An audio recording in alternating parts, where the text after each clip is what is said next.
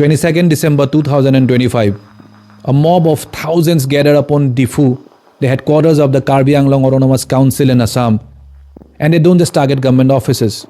They burned down the house of their chief executive member Tuliram Ronghang. Now think about the symbolism for a second.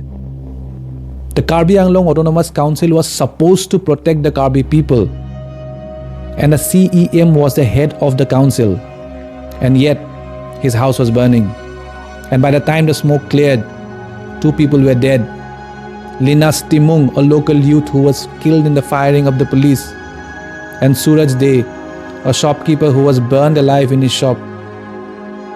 Now if you think of this as a local riot for few acres of land, you are missing the bigger picture. This is a story about the security dilemmas of indigenous people. It is a clash between constitutional protection and demographic reality. Today, we decode the fractured frontier of Karbi Anglong. We go into its history. What are PGRs? What are VGRs? Why are they becoming battlegrounds? Who are the settlers? And thus this entire episode mark a question upon the 6th schedule. Let's get started.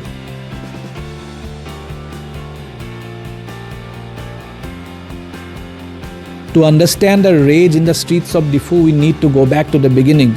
You see, prior to British colonization, the hill tribes of Assam, including the Karbis, who were then known as the Mikirs or the Dimasas, they used to live in relative autonomy. Their socio-political structure was governed by the chieftains, the village heads like the Lindo or the Habe, and they didn't used to have strict adherence to the modern borders. The hills were not real estate that could be bought or sold, but were ancestral domains that were intertwined in spiritual belief and genealogy. The British colonial administration, seeking to secure the frontiers for their tea-growing empire in the plains, introduced the Frontier Regulation Act of 1884. Under this act, the Mikir Hills tract was conceptually carved out, but it remained administratively attached to the Nagaon district. Under the British, these were partially excluded areas, deliberately isolated to protect the tribes from the exploitation of the plainsmen, the moneylenders and the land speculators.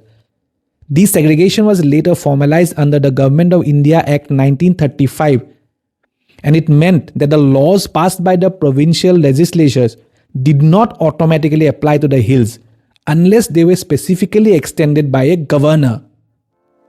So this is the historical exclusion that laid the psychological and legal framework for the modern demand for autonomy. The tribes were taught that their safety lay in being separate from the plains administration.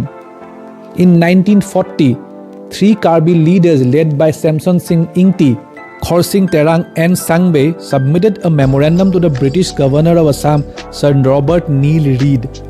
Their demand was clear: a separate hill district for the Mikir people. To institutionalize this aspiration, the Karbi A Dorbar, a socio-political organization, was formed in 1946. Later, this body became the vanguard of Karbi nationalism, arguing that the distinct linguistic and cultural identity of the tribe required a separate administrative setup. This advocacy bore fruit in the post-independence when on 17 November 1951, the United Mikir Hills and North Kachar Hills district was created that amalgamated tribal tracts from the existing districts of Golaghat, Nagaon, Kachar and the united Khasi and Jayantia Hills. But this unity was short-lived. Divergent aspirations meant that the state was again bifurcated into 2 parts between the Karbis and the Dimasas, creating 2 separate entities in 1970, the Mikir Hills district and the North Kachar Hills district. A significant cultural milestone was achieved on November 14, 1976, when the Mikir Hills district was officially renamed as Karbi Anglong. And this renaming was not merely cosmetic, because the word Mikir was often considered as a derogatory term, something that was imposed by others, in favor of the word Karbi, now which it meant assertion. Karbi Anglong literally translated to Karbi Hills. The Karbi Anglong Autonomous Council has tremendous powers under the 6th schedule. It has legislative power over land, forest, managing social customs. The logic was simple. The land belongs to the tribe and the council protects the land. But there is a flaw in this architecture. The Autonomous Council prepares the law, but the police force who is responsible for enforcing them reports to the state government of Assam. And this gap between implementation and enforcement is where the conflict is now bleeding, because the land that was supposed to be empty is now getting full. In 1971, the hill districts of Assam, Karbi Anglong and NC Hills, constituted 19.38% of the state's area, but only 3.12% of its population, with a density of just 30 persons per square kilometer. And this availability of land, perceived as empty by outsiders and ancestral by locals, acted as a magnet for migration. By the 2011 census, the population of Karbi Anglong had risen to almost 9.5 lakhs, with a decadal growth rate of almost 17.58%. While the Karbis remain the single largest group, the tribal majority status is increasingly precarious when it is desegregated. Karbi leaders call this the Tripura anxiety. They look at the neighboring state of Tripura, where the indigenous Triprasa people have become a minority in their own state due to massive migration. They fear that the same is going to happen to Karbi Anglong. But who are they fighting? See, it's not a monolith. If we look carefully, there are three distinct waves of settlers. The Nepalis, who came decades ago and set up dairy farms and khutis and used the pastoral lands. The Hindi speakers, often from Bihar and UP and known as the Nonia community, they arrived as earth workers in the 1950s and are now settled as landholders in West Karbi Anglong. And then the Bengalis, who dominate the trade and commerce. By 2001, the Hindi speakers had become 10% of the population, and this brings us to the main contested patches of land, the PGRs and VGRs, the grazing reserves. So what are these? The current war is over these two acronyms, PGR or the Professional Grazing Reserve and VGR, the Village Grazing Reserve. Under the British era law in 1886, these lands are communal property. You can graze cattle there, but you cannot build a house or a farm.